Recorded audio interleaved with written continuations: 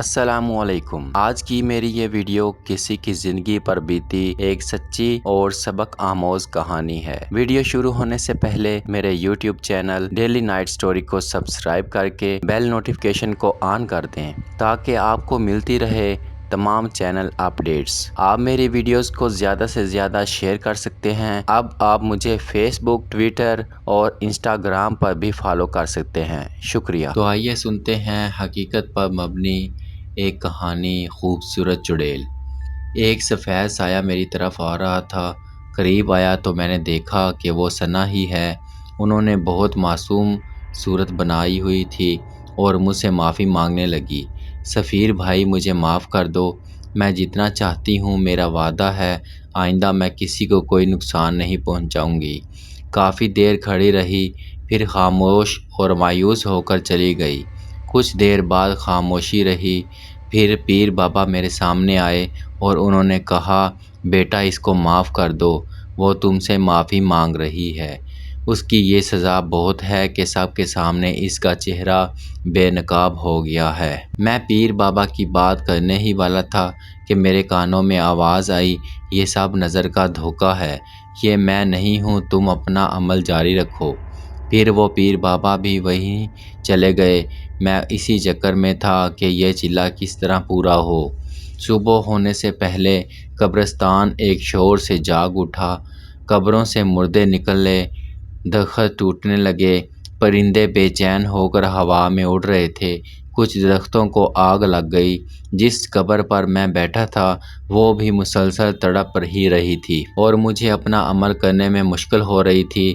پھر میں نے دیکھا کہ ثنا بھابھی کے ساتھ چند اور لوگ میری طرف آ رہے تھے، جن میں میرا مرحوم دوست اکبر بھی تھا۔ انہوں نے مجھ سے کہا کہ ہم نے ثنا کو معاف کر دیا ہے، اب تم بھی اس کو معاف کر دو۔ میں نے ان کی ایک نہ سنی تو وہ غصے میں آ گئے اور مجھ پر قبروں سے پتھر اٹھا اٹھا کر مارنے لگے، لیکن کوئی بھی پتھر مجھے نہ لگا، سب قریب جا کر گرتے رہے۔ فون کی گھنٹی سن کر میری آنکھ کھل گئی۔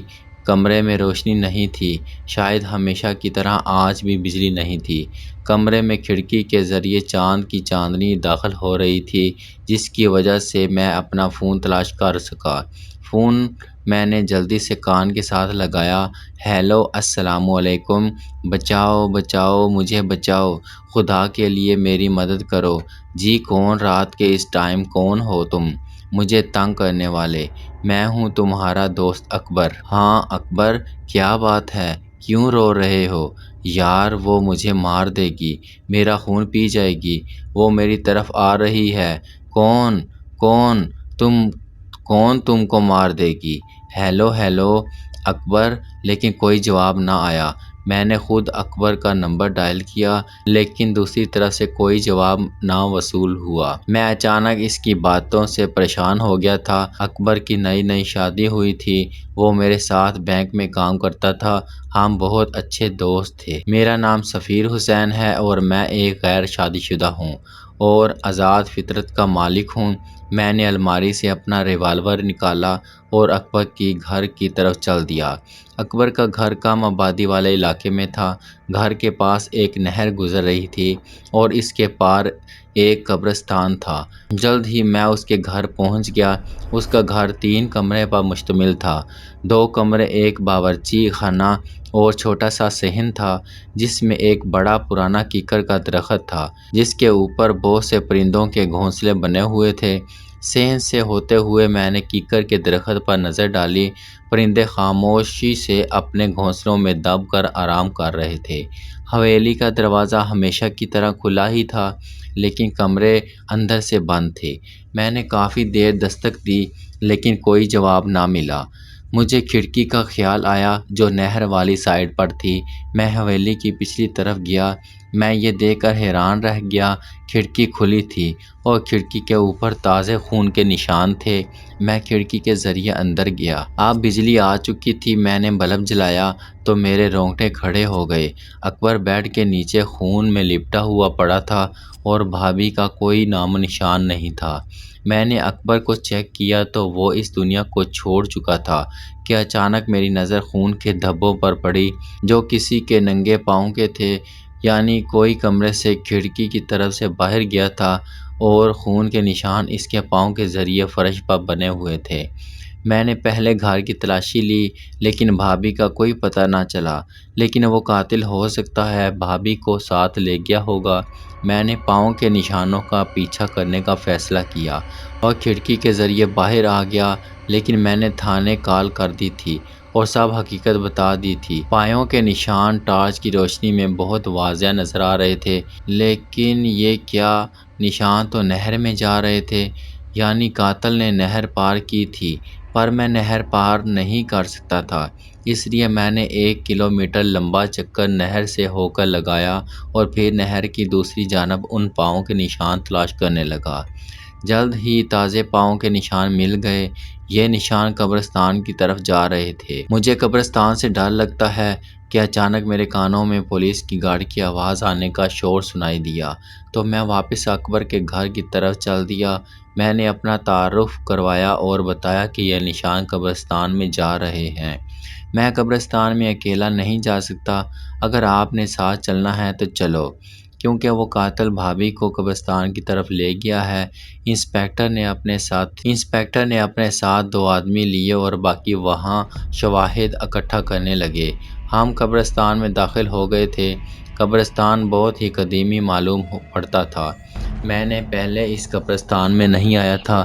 قبریں ٹوٹ پھوٹ کا شکار تھیں، پاؤں کے نشان اب ہمیں نہیں مل رہے تھے۔ ہم لوگ ادھر ادھر پھر رہے تھے۔ انسپکٹر صاحب نے کہا، کیا اکبر کی کسی سے ذاتی دشمنی تھی یا کوئی کاروباری دشمنی وغیرہ تو نہیں تھی؟ انسپکٹر صاحب، اکبر بہت ہی شریف اور خاندانی انسان تھا، اس کی کسی سے کیا دشمنی ہو سکتی ہے؟ اچھا، تو اس کی شادی کب اور کہاں ہوئی تھی، اور اس نے بینک سے چھٹی لی تھی؟ سر، صبح اس کی حاضری تھی، ثنا سے اس کی ملاقات ایک پارٹی میں ہوئی تھی، اس بات کو 2 ہفتے ہو گئے تھے۔ گویا ان دونوں نے 2 ہفتوں کے اندر اندر شادی بھی کر لی۔ جی انسپکٹر صاحب، ثنا اس دنیا میں اکیلی تھی، ماں باپ ایک حادثے میں فوت ہو گئے تھے، اس لیے چچا نے اس کو پالا تھا، اس لیے انہوں نے بھی شادی میں دیر نہیں کی تھی۔ وہ کہاں رہتے ہیں؟ وہ بھی اسی شہر میں رہتے ہیں، وہ بھی شریف لوگ ہیں، شادی کے دن بھی ان کے گھر گیا تھا، بہت نیک دل اور اچھی فیملی ہے۔ اچانک سپاہی نے آواز دی، انسپکٹر صاحب، یہاں پر ایک لڑکی پڑی ہے۔ ہم ایک طرف درخت میں چلے گئے، وہاں کافی درخت تھے اور ایک درخت کے نیچے بھابھی ثنا پڑی ہوئی تھی، اور میں یہ دیکھ کر حیران ہو گیا کہ وہ نشان بھابھی کے پاؤں کے تھے، کیونکہ اب ان کے پاؤں پر خون جم چکا تھا اور وہ بے ہوش تھیں۔ انسپکٹر صاحب نے گاڑی والے کو کال کی، وہ قبرستان کے پاس گاڑی لے آیا اور ہم بھابھی کو اٹھا کر قبرستان سے باہر آ گئے۔ گاڑی وہاں پہلے سے ہی موجود تھی اور اس کو ہسپتال لے گئے۔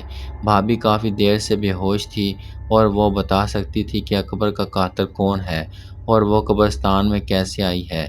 میں اکبر کے کفن دفن میں مصروف تھا۔ اکبر کا بھائی اور والد بھی گاؤں سے آئے تھے۔ اکبر کا بڑا بھائی اکرم بہت پریشان تھا، کیونکہ وہ اپنے بھائی سے بہت پیار کرتا تھا۔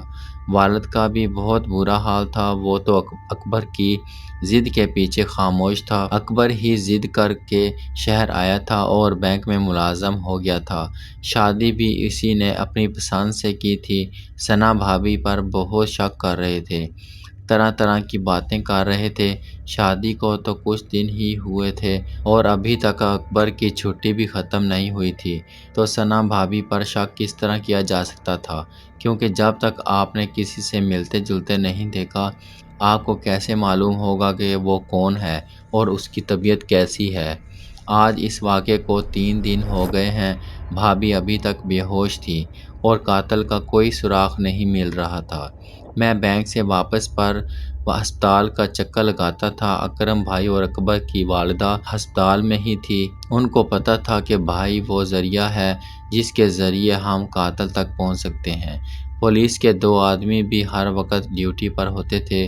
ہمیشہ کی طرح میں فارغ ہو کر تھانے گیا تو میری ملاقات انسپکٹر سے ہو گئی۔ خان میرا کلاس فیلو تھا اور ہماری بہت اچھی دوستی بھی تھی۔ میں نے سارا واقعہ خان کو بتایا۔ انسپکٹر خان کسی گہری سوچ میں ڈوب گیا۔ کافی دیر کے بعد وہ بولا، اس قسم کے 2-3 کیس پہلے بھی ہوئے ہیں، کیا مطلب کیسے قیس خان اکیلا گھر آبادی سے دور رہتا تھا، یعنی کم آبادی والا علاقہ تھا، اور اس کے گھر میں صرف وہ پہلے اکیلا ہی رہتا تھا، اور پھر شادی بھی اچانک اور ایک انجان لڑکی سے کی۔ یہ بات تو ٹھیک ہے، لیکن ثنا بھائی تو بہت اچھی ہے، کافی خدمت کرتی تھی اکبر کی۔ اچھا تو وہ کہاں ہے، کیا زندہ ہے؟ ہاں وہ زندہ ہے اور ہسپتال میں داخل ہوئی ہے اور بے ہوش ہے۔ چلو سفیر ہسپتال چلتے ہیں، وہاں پر ہی بات واضح ہوگی۔ جب ہم وہاں پہنچے تو اکرم بھائی وہاں پر موجود تھے۔ اکرم بھائی، بھابھی کو ہوش آیا؟ نہیں، وہ ابھی تک بے ہوش ہے، ٹیسٹ ہو رہا ہے، وہ اندر تھیٹر روم میں ہے۔ ہم باہر انتظار کرنے لگے۔ کچھ دیر میں ڈاکٹر صاحب آئے تو خان نے پوچھا، ڈاکٹر صاحب اب مریضہ کیسی ہے اور ہوش کب تک آ جائے گا؟ وہ خطرے سے باہر ہے، ہوش بھی جلدی ہی آ جائے گا۔ کیا ہم دیکھ سکتے ہیں اس کو؟ ہاں ہاں، کیوں نہیں، اس کو کمرے میں شفٹ کر دیا گیا ہے۔ ہم تینوں کمرے میں آئے تو میں نے دیکھ کے خان بھابھی کو غور سے دیکھ رہا تھا۔ یہ ثنا بھابھی ہے، اکرم نے کہا۔ اس کو جانتے ہو؟ آؤ میرے ساتھ باہر آؤ۔ ہم دونوں باہر آئے اور ایک طرف ہو کر کھڑے ہو گئے تو خان نے بتایا، سفیر یہ ثنا لڑکی ہے جو ہمیں مل نہیں رہی تھی، کیونکہ ہر قتل ہونے والے دلہا کے ساتھ ہمیں اس کی ہی تصویر ملی ہے، لیکن یہ ہمیں مل نہیں رہی تھی۔ یہ کیا کہہ رہے ہو؟ کیا ثنا بھابھی قاتل ہے اکبر کی؟ یہ میں نہیں کہہ سکتا، لیکن شک اسی پر ہی جا رہا ہے۔ میں تمہیں ثبوت دے سکتا ہوں۔ ہر مقتل کی شادی کے پہلے دن جو تصویر لی جاتی ہے وہ کم سے کم شادی کے ہفتے بعد ملتی ہیں، اور جب تک یہ لڑکی اپنا کام کر کے غائب نہیں ہو جاتی تھی۔ لیکن یہ اب کے بعد کس طرح سے پکڑی گئی، کچھ سمجھ نہیں آ رہی۔ وہ اصل میں اکبر نے قتل ہونے سے پہلے ہی مجھ سے بات کی تھی تو میں فوراً نکل پڑا تھا۔ 5-10 منٹ میں میں اس کے گھر پہنچ گیا تھا، تو شاید یہ اس وقت اپنا کام کر کے نکلی ہی ہوگی۔ میں نے اس کا پیچھا کیا، مجھے یہ نہیں معلوم تھا کہ میں کس کے پیچھے جا رہا ہوں، میں تو وہ خون کے نشانوں کا پیچھا کر رہا تھا۔ انسپکٹر خان نے پولیس اسٹیشن فون کیا کہ 2 لیڈیز آئیں۔ میں نے خان سے کہا، اگر یہ چکر ہے تو ہمیں کسی دم درود والے سے رابطہ کرنا چاہیے۔ ہاں سفیر، تم نے ٹھیک کہا، میرا ایک جاننے والا ہے، بزرگ، وہ عمل کرتے ہیں، میں ان سے بات کرتا ہوں۔ جلد ہی وہ لیڈیز پولیس والی آ گئیں۔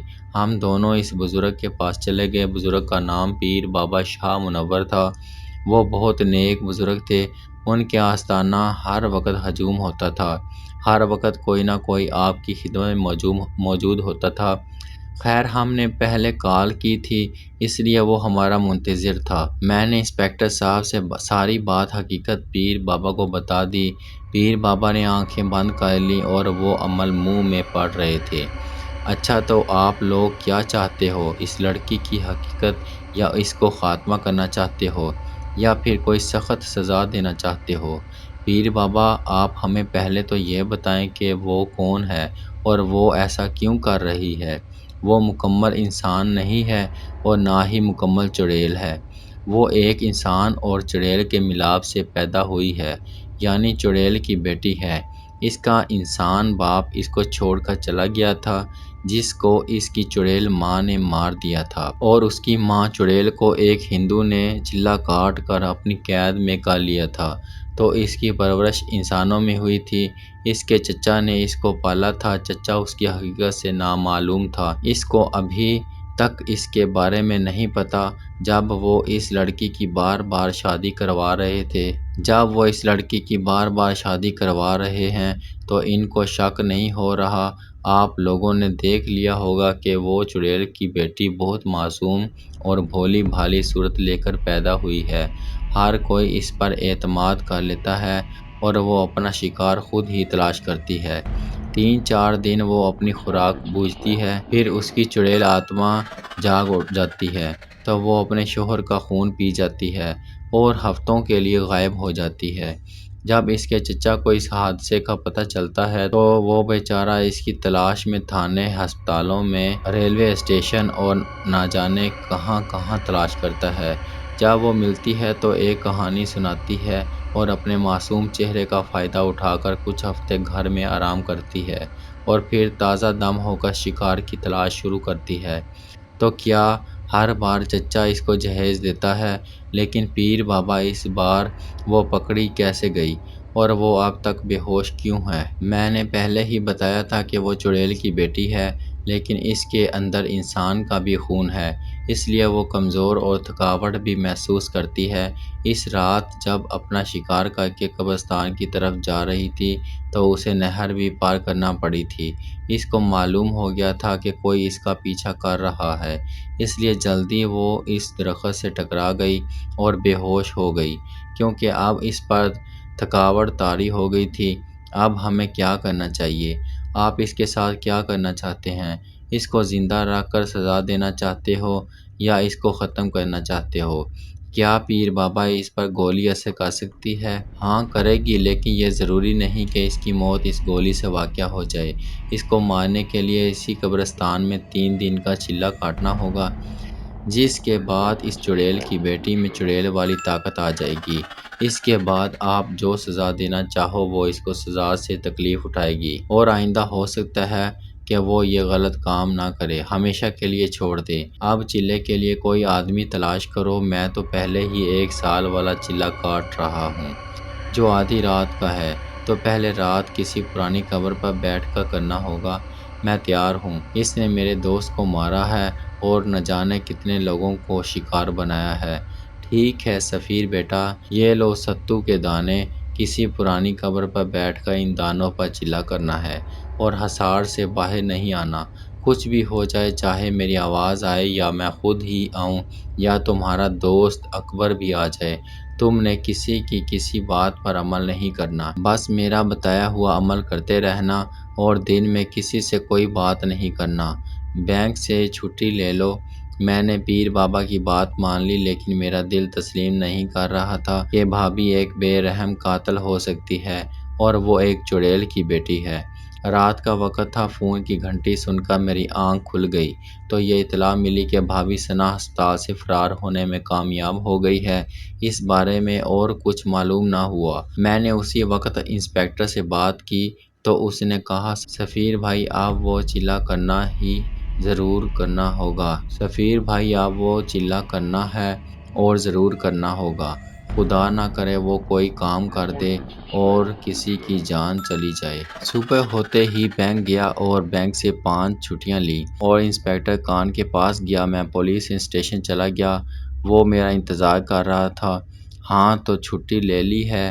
ہاں جی۔ ٹھیک ہے چائے پی لو تو ہم ثنا بھابھی کے چچا کے گھر چلتے ہیں۔ ٹھیک ہے میں تیار ہوں، اور مجھے اس کے گھر اچھی طرح سے یاد ہے۔ ایک پڑوسی سے پتہ چلا کہ کل رات کو جہانگیر صاحب کا انتقال ہو گیا ہے، اس لیے اس کو دفن کرنے کے لیے سب لوگ اس کے آبائی گاؤں گئے ہوئے ہیں۔ کیا ثنا بھابھی بھی ان کے ساتھ ہے؟ ظاہری بات ہے کہ ثنا باجی چچا جہانگیر سے بہت پیار کرتی تھی، انہیں تو جانا ہی چاہیے تھا۔ اور ان کا گاؤں کہاں ہے؟ انسپکٹر خان نے پوچھا۔ ان کا گاؤں کا نام کیا ہے؟ لال سندر والا ہے اور وہ موٹر وے کے ساتھ ہے۔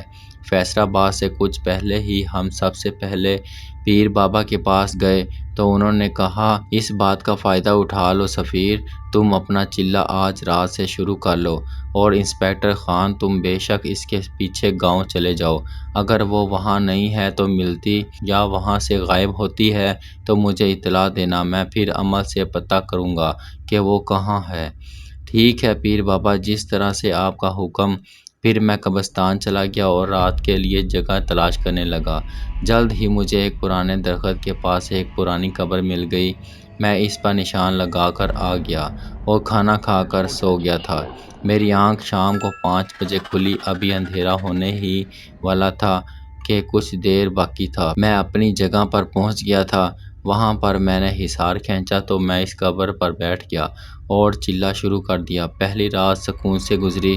انسپکٹر خان ثنا کے گاؤں گیا ہوا تھا، میں گھر آ کر میں سو گیا۔ دن کو بہت سی کالیں آئیں لیکن میں نے یس نہیں کی۔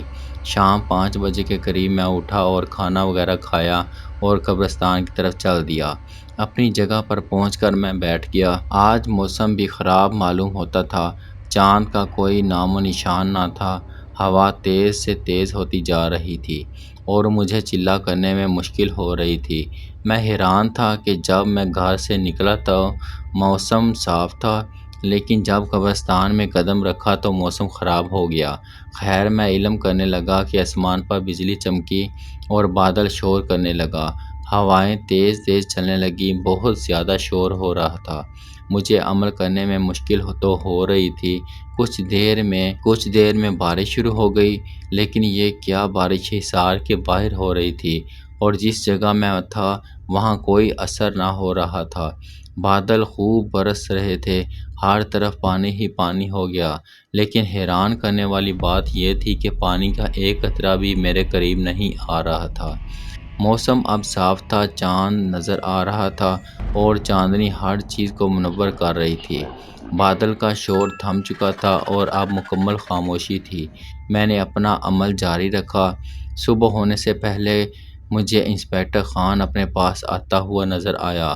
خان نے کہا، سفیر، یہ عمل، یہ چلہ چھوڑ دو۔ ہم نے ثنا کو مار دیا ہے، اب وہ مر چکی ہے۔ لیکن اس وقت میں ہوش میں تھا، مجھے پیر بابا والی بات یاد تھی۔ میں بھلا چلہ کیسے چھوڑ سکتا تھا؟ میں چلہ میں مگن رہا۔ خان نے کہا، اٹھ جاؤ میرے دوست، کیوں دیر کر رہے ہو؟ اپنا ٹائم ضائع نہ کرو، آؤ میرے ساتھ، میرا ہاتھ پکڑو۔ خان نے میری طرف ہاتھ بڑھایا تو اس کے منہ سے چیخ نکل گئی، وہ غائب ہو گیا۔ میں نے خدا کا شکر ادا کیا کہ میں نے کوئی غلط قدم نہیں اٹھایا۔ صبح ہوئی تو میں گھر لوٹ آیا اور کھانا کھا کر سو گیا۔ شام کو اپنے ٹائم پر اٹھا اور اپنا سخت امتحان ہونے والا تھا اور میں اس کے لیے تیار تھا۔ میں نے آج مغرب کی نماز قبرستان کے پاس ادا کی تھی، کیونکہ پہلے میں گھر میں ادا کر کے جاتا تھا۔ چلہ میں نے اپنے ٹائم پر شروع کر دیا۔ وہ تقریباً آدھی رات کا وقت تھا جب مجھے دور سے کسی کے قدموں کی آہٹ سنائی دی۔ کوئی سفید صاف میری طرف آ رہا تھا۔ قریب آیا تو میں نے دیکھا کہ وہ ثنا ہی ہے۔ انہوں نے بہت معصوم صورت بنائی ہوئی تھی اور مجھ سے معافی مانگنے لگی۔ سفیر بھائی، مجھے معاف کر دو، میں جتنا چاہتی ہوں، میرا وعدہ ہے آئندہ میں کسی کو کوئی نقصان نہیں پہنچاؤں گی۔ کافی دیر کھڑی رہی، پھر خاموش اور مایوس ہو کر چلی گئی۔ کچھ دیر بعد خاموشی رہی، پھر بابا میرے سامنے آئے اور انہوں نے کہا، بیٹا، اس کو معاف کر دو، وہ تم سے معافی مانگ رہی ہے۔ اس کی یہ سزا بہت ہے کہ سب کے سامنے اس کا چہرہ بے نقاب ہو گیا ہے۔ میں پیر بابا کی بات کرنے ہی والا تھا کہ میرے کانوں میں آواز آئی، یہ سب نظر کا دھوکہ ہے، یہ میں نہیں ہوں، تم اپنا عمل جاری رکھو۔ پھر وہ پیر بابا بھی وہاں سے چلے گئے۔ میں اسی چکر میں تھا کہ یہ چلہ کس طرح پورا ہو۔ صبح ہونے سے پہلے قبرستان ایک شور سے جاگ اٹھا تھا۔ قبروں سے مردے نکلنے لگے، درخت ٹوٹنے لگے، پرندے بے چین ہو کر ہوا میں اڑ رہے تھے۔ کچھ درختوں کو آگ لگ گئی۔ جس قبر پر میں بیٹھا تھا وہ بھی مسلسل تڑپ رہی تھی اور مجھے اپنا عمل کرنے میں مشکل ہو رہی تھی۔ پھر میں نے دیکھا کہ ثنا بھابھی کے ساتھ چند اور لوگ میری طرف آ رہے تھے، جن میں میرا مرحوم دوست اکبر بھی تھا۔ انہوں نے مجھ سے کہا کہ ہم نے ثنا کو معاف کر دیا ہے، اب تم بھی اس کو معاف کر دو۔ میں نے ان کی ایک نہ سنی تو وہ غصے میں آ گئے اور مجھ پر قبروں سے پتھر اٹھا اٹھا کر مارنے لگے، لیکن کوئی بھی پتھر مجھے نہ لگا، سب قریب جا کر گرتے رہے۔ کچھ دیر یہ عمل جاری رہا، پھر سب مردے میرے پاس آنے لگے۔ وہ پرانی قبر بھی مجھے پریشان کر رہی تھی، جس میں سے کسی بڑھیا کی آواز آ رہی تھی۔ میں نے آنکھیں بند کر لیں اور عمل جاری رکھا کہ اچانک سب شور ختم ہو گیا۔ میں نے آنکھیں کھولی تو ثنا چڑیل کی بیٹی بے ہوش پڑی تھی۔ دور سے مجھے انسپکٹر خان آتا ہوا دکھائی دیا۔ اب صبح ہو چکی تھی۔ انسپکٹر خان نے بے ہوش ثنا پر فائر کیا اور اس کو ہمیشہ کی نیند سلا دیا۔